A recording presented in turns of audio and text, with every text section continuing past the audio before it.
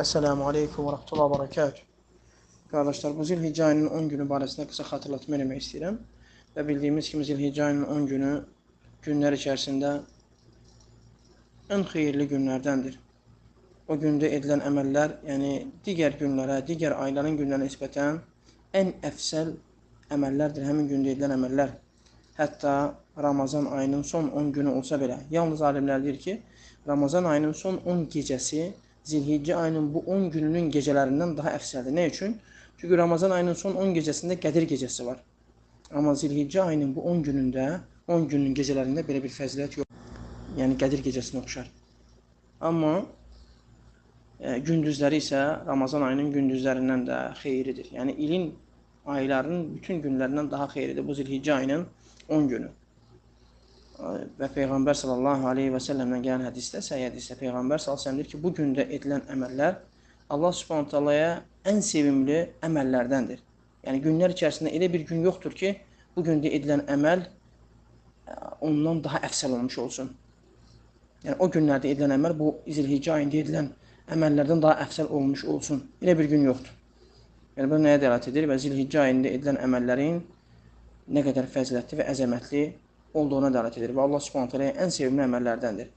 Peyğəmbər sallallahu əleyhi və səlləm səhabələr dedikdə ki, ey Allah Rəsulu, Allah yolunda cihad, hətta Allah yolunda cihad, deyir ki, hətta Allah yolunda cihad olsa belə, yalnız o kimsə ki, həm malı ilə, həm canı ilə çıxır Allah yolunda vuruşmağa, nə malı qayıdır, nə canı qayıdır. Yalnız bu kimsə istisnadır. Amma digər bütün əməllərdən üstündür bu Zilhiccə ayının 10 günündə edilən əməllər.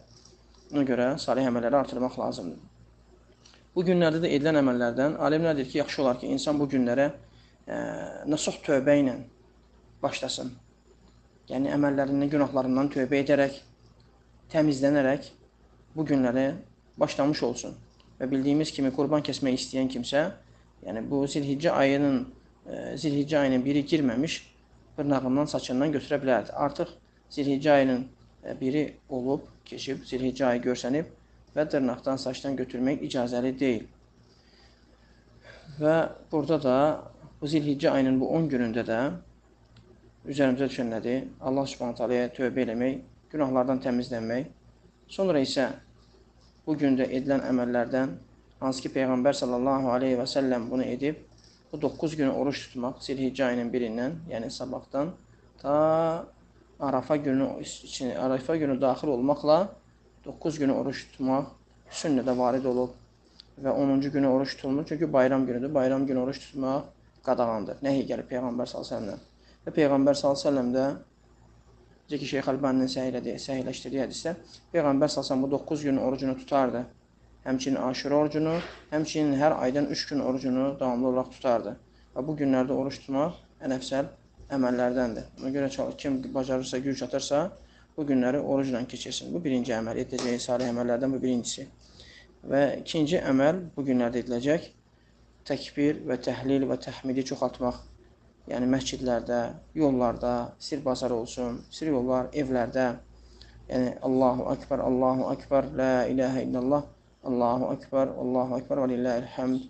Belə və yaxud da Allahu Akbar, la ilahə illallah, Allahu Akbar və lillahil həmd.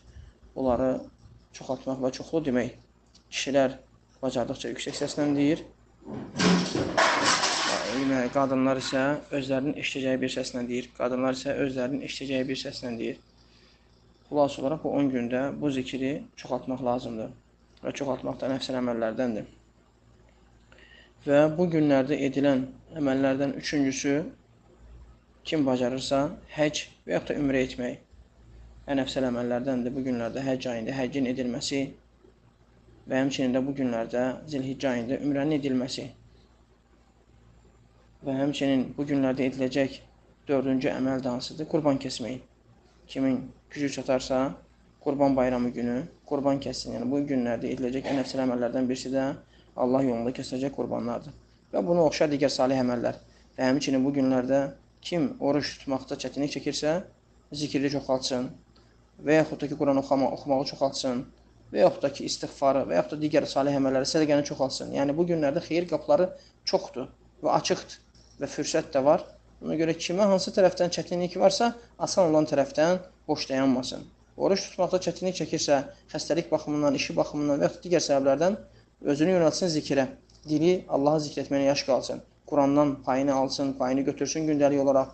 Dua, istiğfar, sədəqə, hətta qardaşının üzünə gülümsəmək olsa belə, o da sədəqədir.